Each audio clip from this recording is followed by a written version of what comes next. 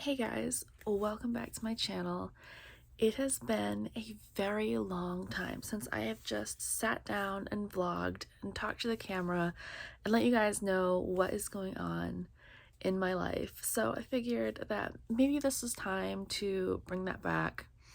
I used to speak daily and just ramble and rant for hours on end on Snapchat before I received a permanent ban. And I just, I don't know. I don't really know why I got banned because I didn't do anything to violate the terms of service, but they won't give me my account back, and Snapchat support is like non-existent. So I eventually gave up on that.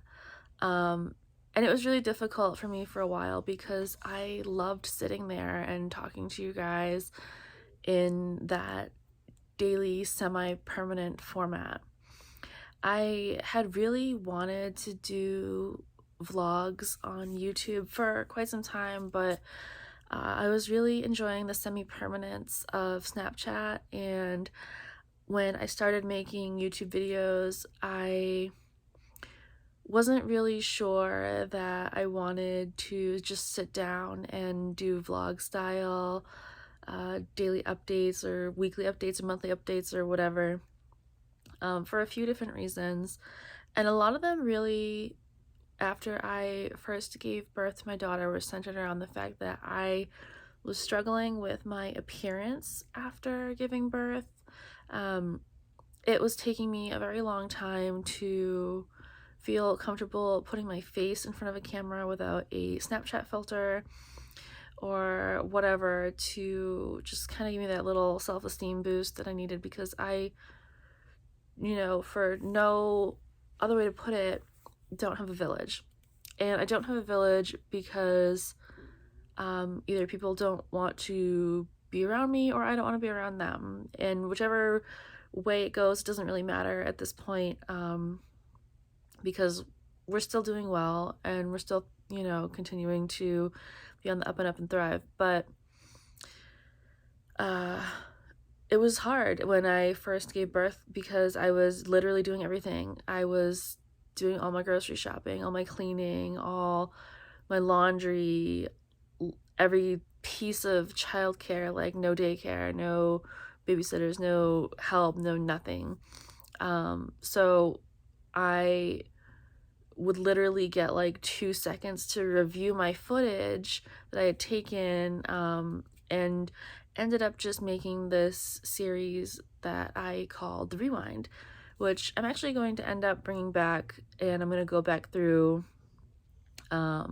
footage that never actually made it onto YouTube, because there was a point where I was embarrassed about things that were going on in my life, and there was a point where I had serious safety concerns, and didn't want to be sharing in real time.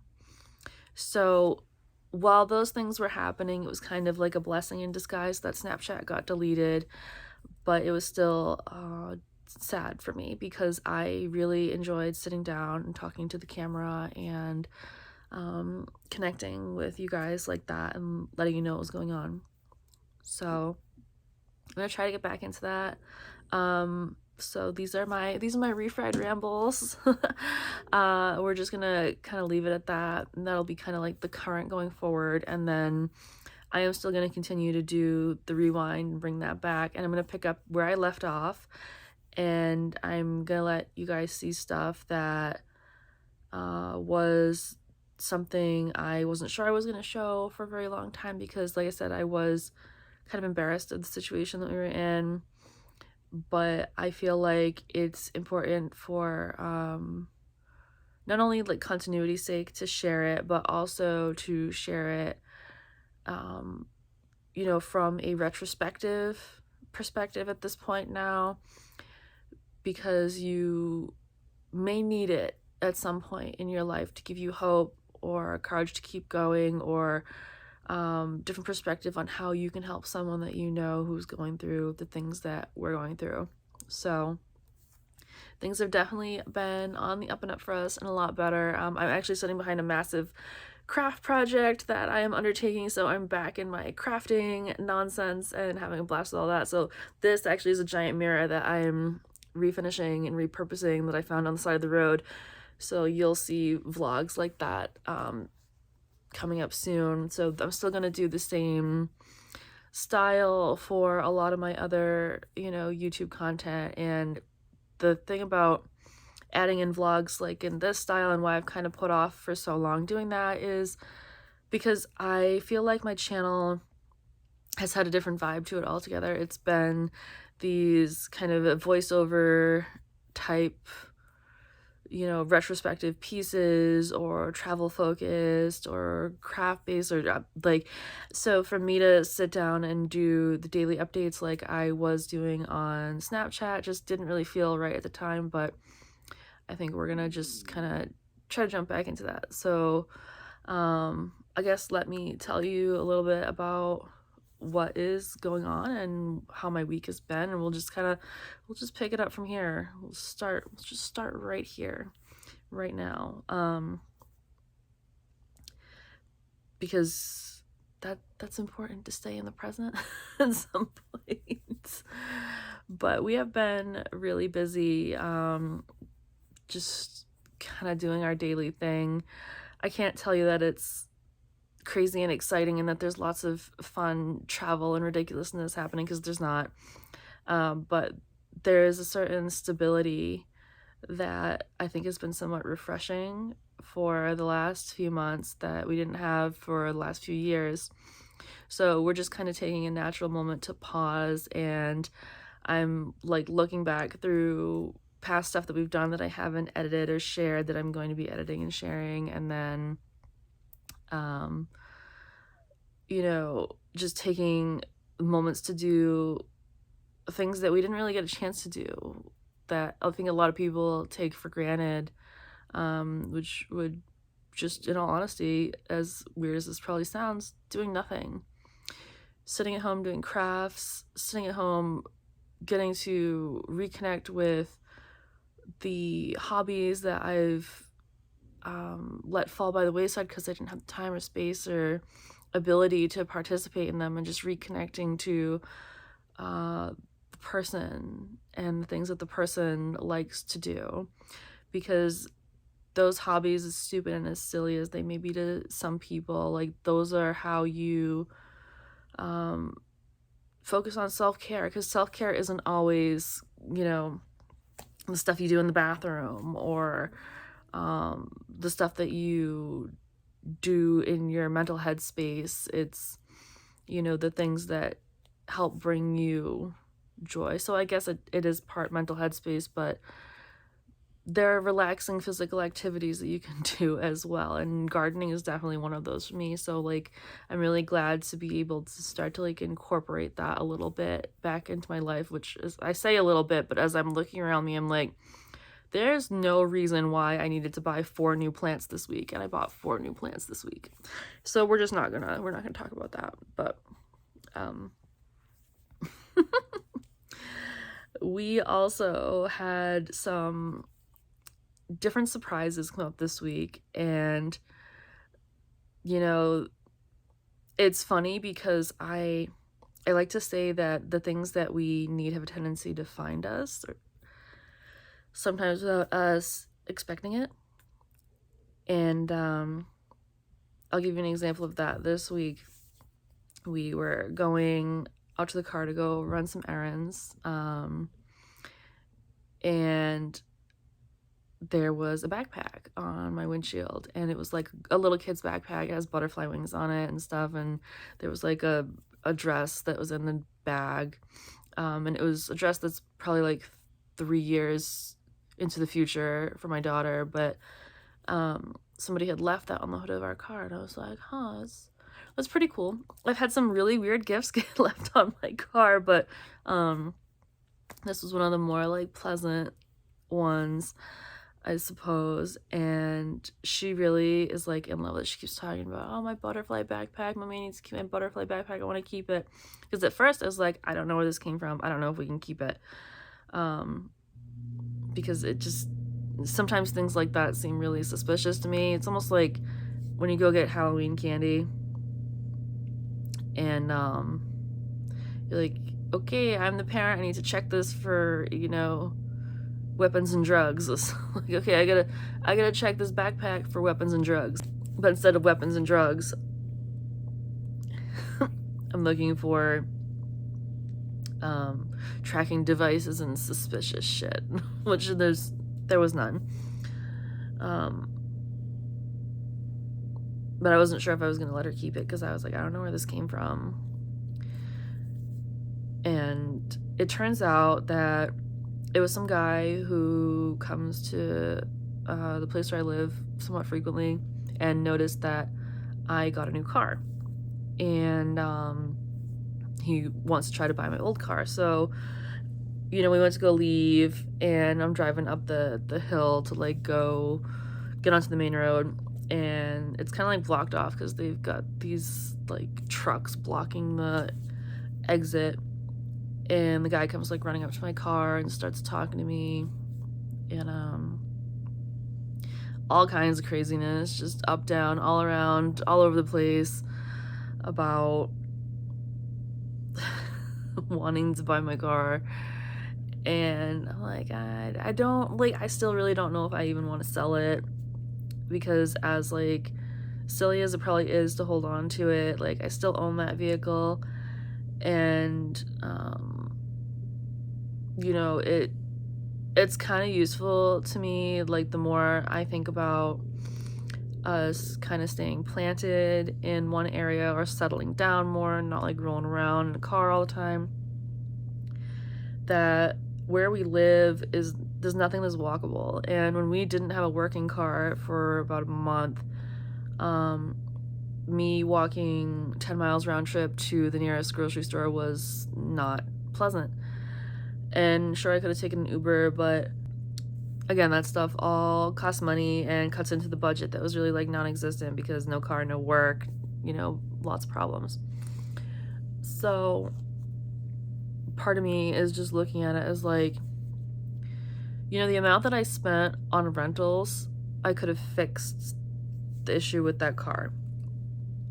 And while the issue is still there with that car of needing new coils, new spark plugs, and new oxygen sensors, some nonsense like that, I could still literally just pay to get that stuff fixed and then have a backup car that I drive once a week, just in case anything ever happens, or if my daily driver needs to go in for like repairs, like heaven forbid, like knock very heavily on wood, that doesn't happen, but because everything's been great with that car since I've got it so far, with the exception of this one mechanic being kind of shady. I don't know what I want to do about it. And the guy was trying to give me like a really good price, and I'm gonna think about it, but I don't know. He almost had me sold on it until like this one part where in the conversation he said something along the lines of like, women never listen, do they?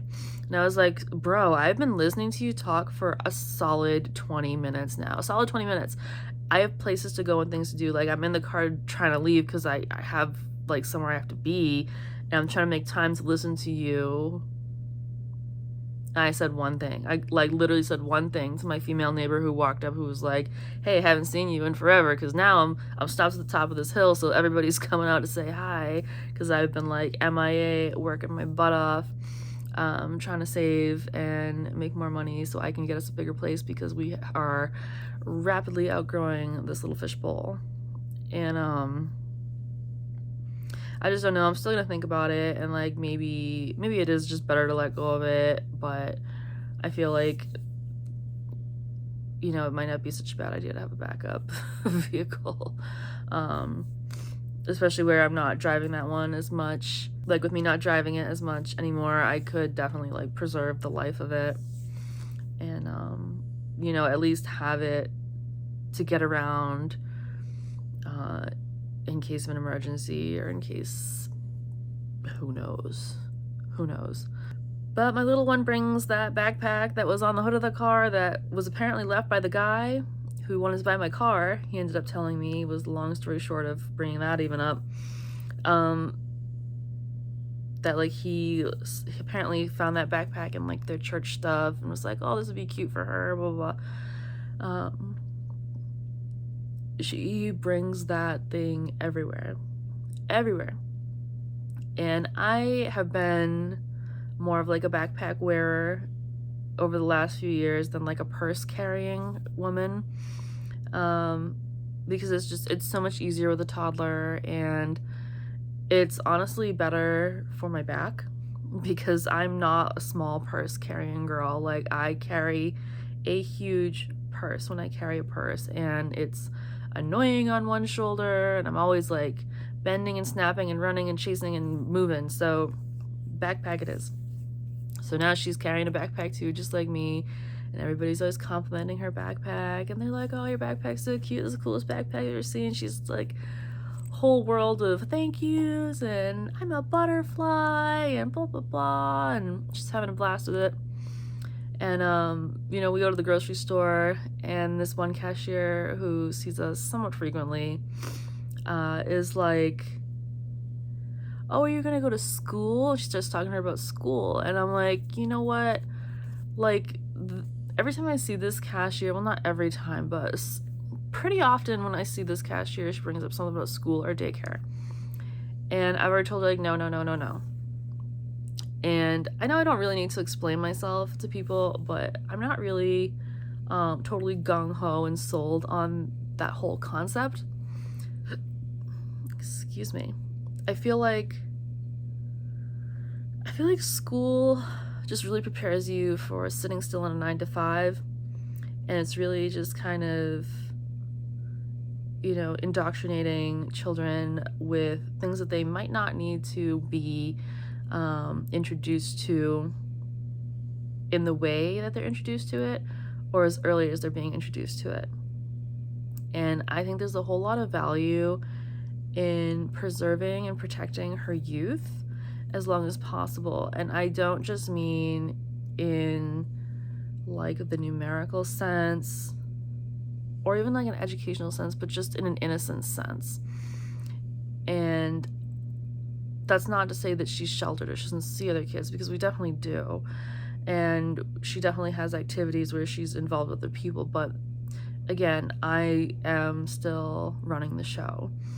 And that's one of the things that I think people either don't care enough to think about or overlook when it comes to daycare and school, is that once you put your kid in that situation, are no longer raising your kid.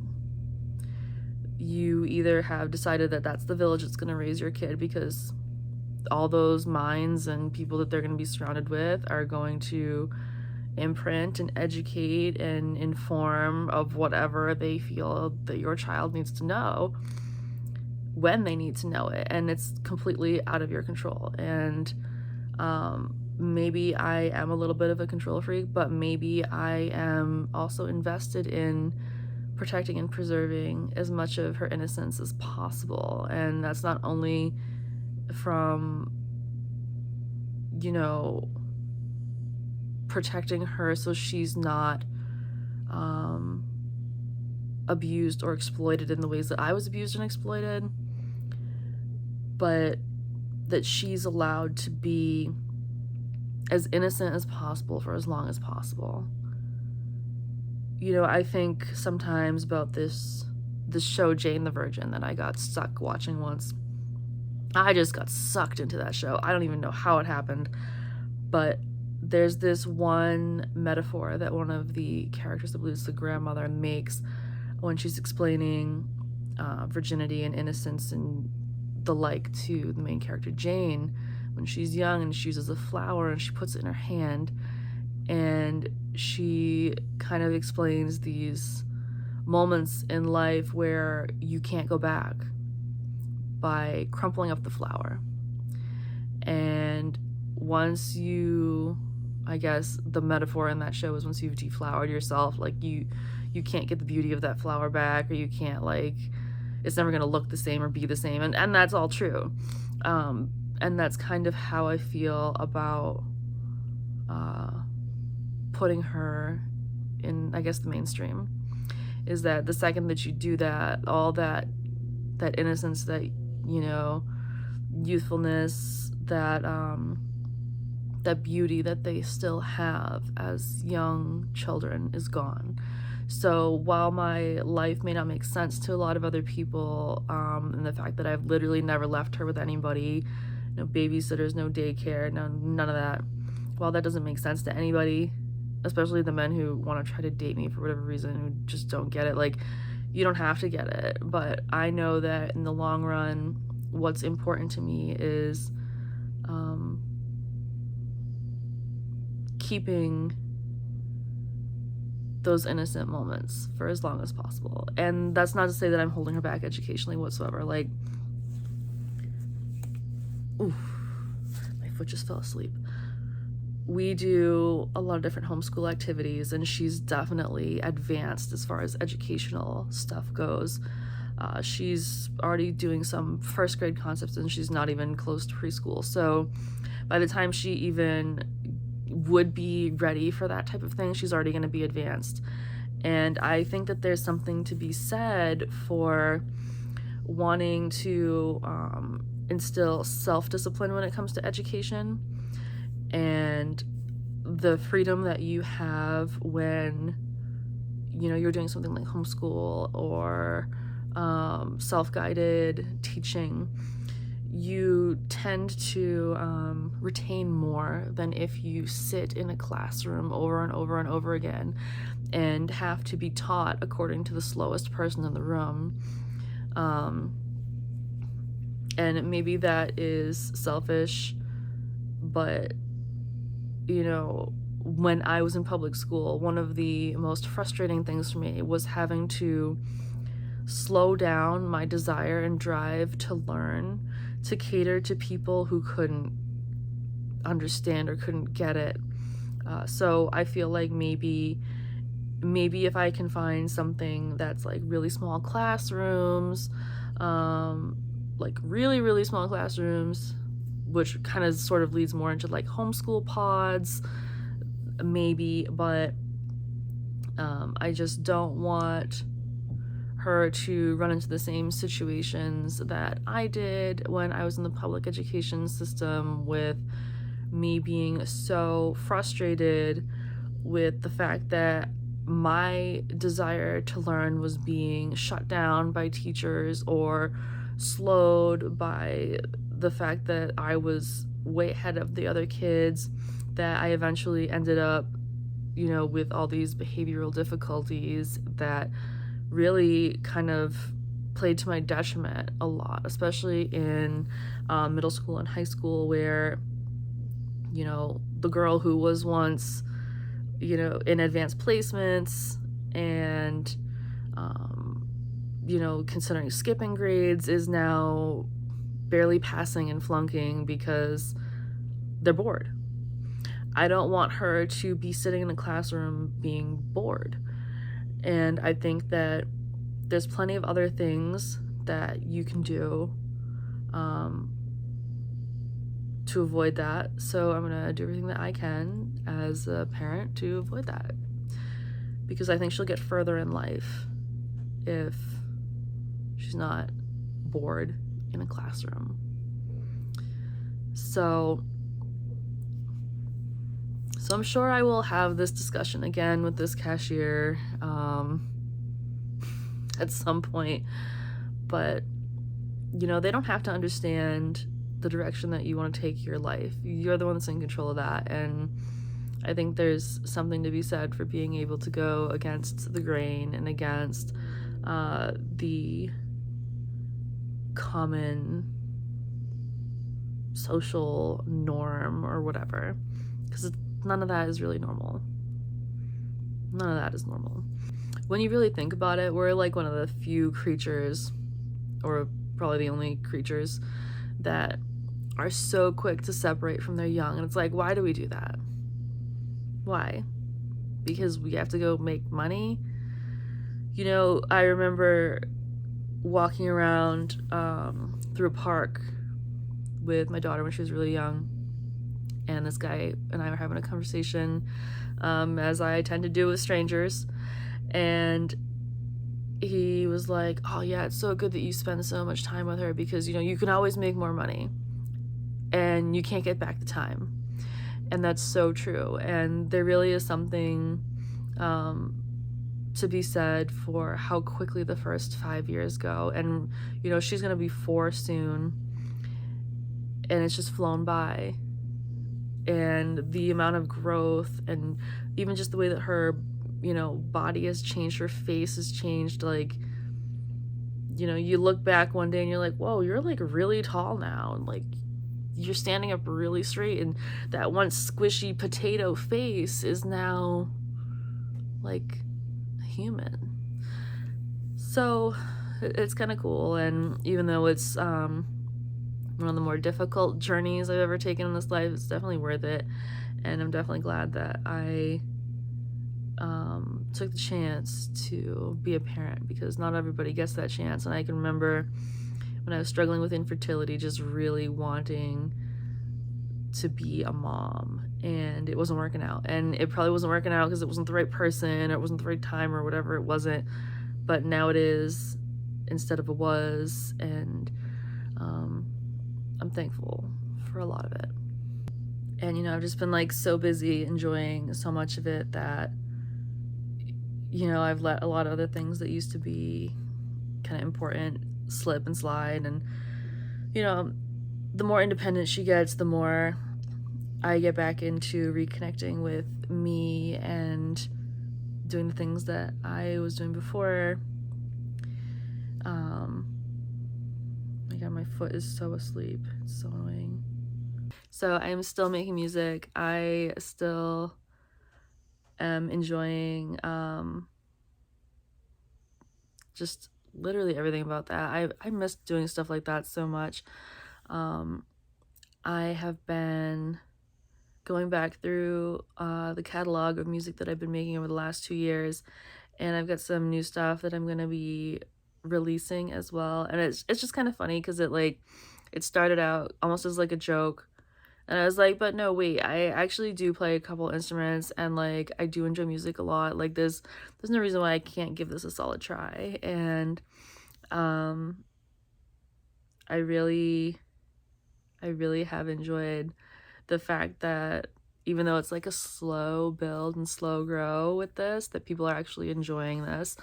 And you know, I listen to so many people talk about how it's better to do like a slow and steady as opposed to like this giant burst and then quick fade away. And it's so true when you really think about people who have like stood the test of time in whatever industry. It doesn't really matter, we'll just pick an industry.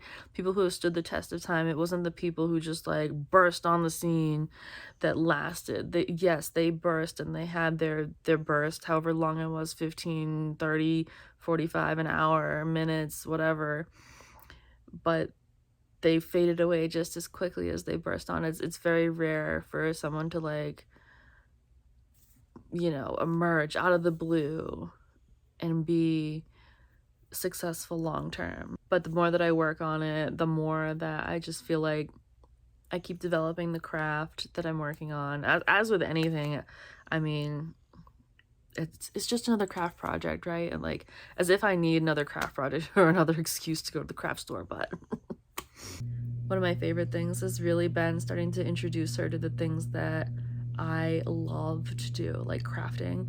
I do not need any encouragement to go to a craft store, but my child yells at me that she wants to go to Michael's, and I have a love-hate relationship with that because I absolutely love crafting and love teaching her about different crafts. And, you know, there's a certain level of skill and patience that I think can be taught in crafting, and I'm glad that I get to do that with her.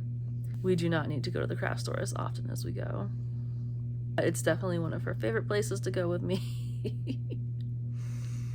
And we're having a blast with all of it. I'm actually really excited about makerplace that Michaels has added to their site. I'm gonna actually be adding some of my handmade goods onto makerplace, where, you know, you can purchase it. I think I'm gonna just start focusing on jewelry again. I feel like I'm one of those people who loves to just try things, and it's like, okay, we can at some point learn to do everything, but do we do everything well, or just are we just doing it for ourselves and our personal enjoyment?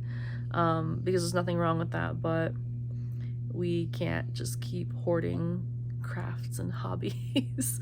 So I'm trying to narrow it down a little bit to just getting back into the jewelry,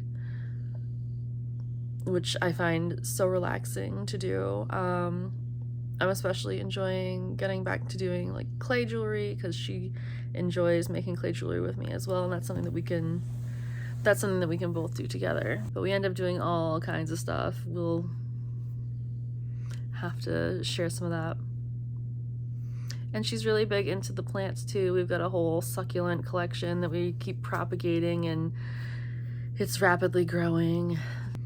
One of the things too that I have been trying to get her into, because she is not big on eating greens, but she'll drink her greens, and she usually drinks this specific smoothie blend that we get at the grocery store, which is kind of expensive for what it is. So I bought a juicer thinking that I would be able to convince her to drink fresh pressed juice, which would be cheaper in the long run.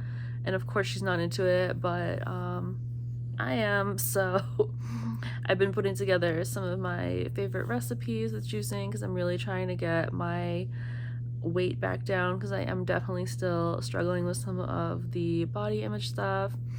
It's really hard because before I got pregnant, I feel like my body was in the best condition it was ever in. I was at the lowest weight that I've ever been. I was like happy with the way my body looked, and while I'm thankful for the gifts that my body has given me, I am not always happy with the way that my body looks now, which is part of the reason too, I think, why I put off sitting in front of the camera at this point. But I think at some point, once I'm back into like a regular routine of eating properly and healthy, I'll start to feel better. For me, one of the biggest things is cutting the crap out, like literally the processed foods, the fast food, the junk food. Like, once again, I have a child who's like, Taco Bell station, and I'm like, wow, that's so adorable that you say Taco Bell station, we have to go. It's like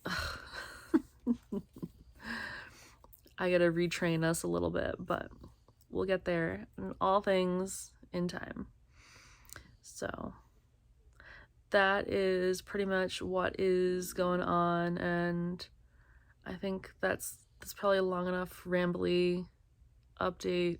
I don't know if that was really an update or just me rambling, but like I said, that's what this is, just rambles, and at least my life's not in shambles. But we have been picking up the pieces, and things are definitely getting better, and we are definitely working on up and up. So wish us luck.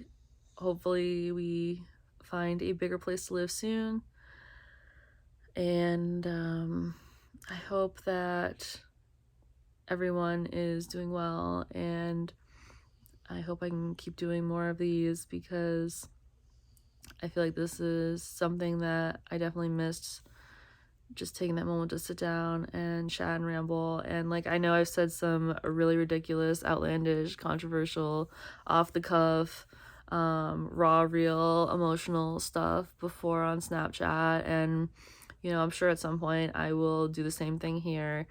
But I just kind of hope that these vlogs don't totally change the tone of my channel, and you know, if it gets to the point where they do, I guess I can just make another channel. But let me know if you guys missed these type of long-winded, rambly chit chats, and I guess we'll go from there. Bye.